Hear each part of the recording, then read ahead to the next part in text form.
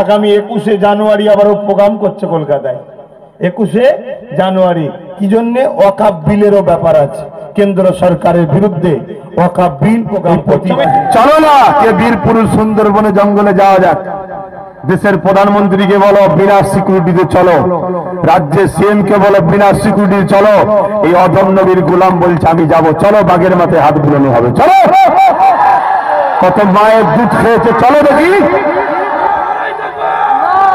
আল্লাহু আকবার, ইনশাআল্লাহ। আল্লাহু আকবার, বলুন আল্লাহ আল্লাহ আল্লাহ।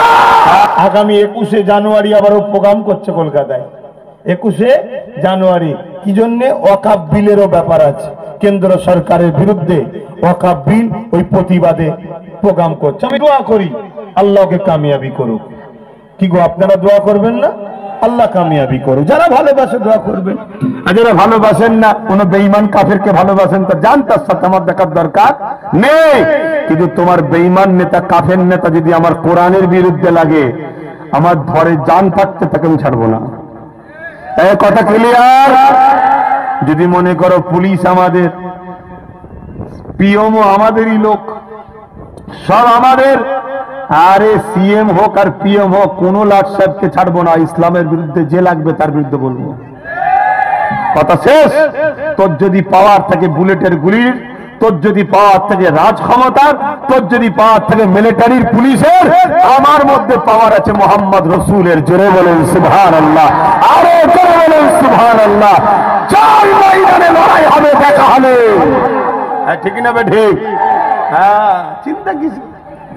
জন্মেছি যখন মরবো একদিন, জন্মেছি যখন মরবো একদিন।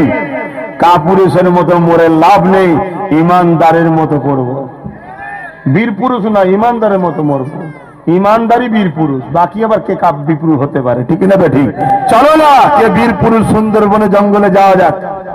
দেশের প্রধানমন্ত্রীকে বলো বিনা সিকিউরিটিতে চলো, রাজ্যের সিএম কে বলো বিনা সিকিউরিটি চলো। এই অধম নবীর গোলাম বলছে আমি যাব, চলো বাগের মাথায় হাত বুলানো হবে। চলো, কত মায়ের দুধ খেয়েছে, চলো দেখি। আল্লাহু আকবার, ইনশাআল্লাহ। আল্লাহু আকবার, বলুন আল্লাহ আল্লাহ আল্লাহ। হ্যাঁ, আল্লাহু আকবার। ওই পাওয়ার আমার কাছে আছে, তোদের কাছে থাকতে পারে মিলিটারি পাওয়ার, পুলিশের পাওয়ার, সেনার পাওয়ার।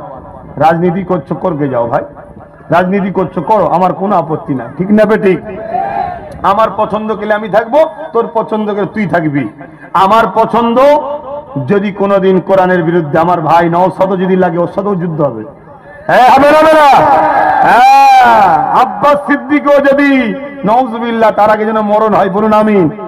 কোরআনের যদি বিরুদ্ধে যায়, আমার জন বিরুদ্ধে যুদ্ধ করা ফরজ হয়ে যাবে মুসলমানের। ঠিক না বে ঠিক? পীরের বেটা তো কি হয়েছে, কোরআন তো নয়। কোরআন আমাদের কাছে আগে, নবী আমাদের কাছে আগে। এই আকীদা তৈরি করো যুবক। মাথায় টুপি নেই, মুখে দাড়ি নেই, নামাজ নেই, রোজা নেই, তো জান্নাত যাবি কি করে? এইটা হলো জান্নাত যাবার রাস্তা। কমসে কম এই জায়গাটা ঠিক রাখ যে আল্লাহ আমি ভুল করেছি, কিন্তু তোমার কোরআনের দুশ্মন ছিলাম না। আমি ভুল করেছি, তোমার হাবিবের দুশ্মন ছিলেন না। আল্লাহ তুমি তো বড় দয়ালু, মাফ করে দাও না।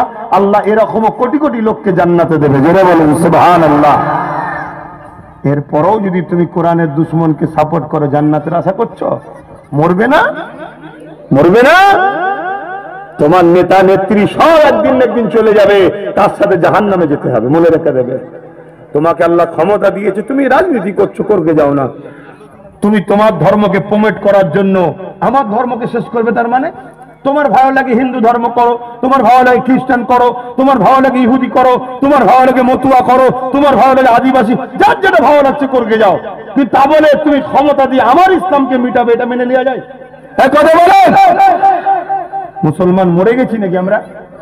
ছেড়ে দেবেন নাকি আপনারা? ছেড়ে দেবেন?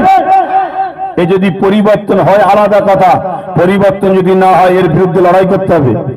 কেন্দ্রের বিরুদ্ধে লড়াই হবে, এর বিরুদ্ধে লড়াই করতে হবে। ঠিক না বে ঠিক? আল্লাহকে সাক্ষী রেখে বলেন হাত তুলে নারে তাকবীর, নারে তাকবীর। হ্যাঁ, আর যদি পরিবর্তন হয়ে যায় আমি বাপ বলবো না, যার যাকে ভালো লেগে থাকবে যা বাবা। তবে আমি কিন্তু আমার ভাইয়ের সাথে আছি। কথা ক্লিয়ার? আসুন দোয়া হবে।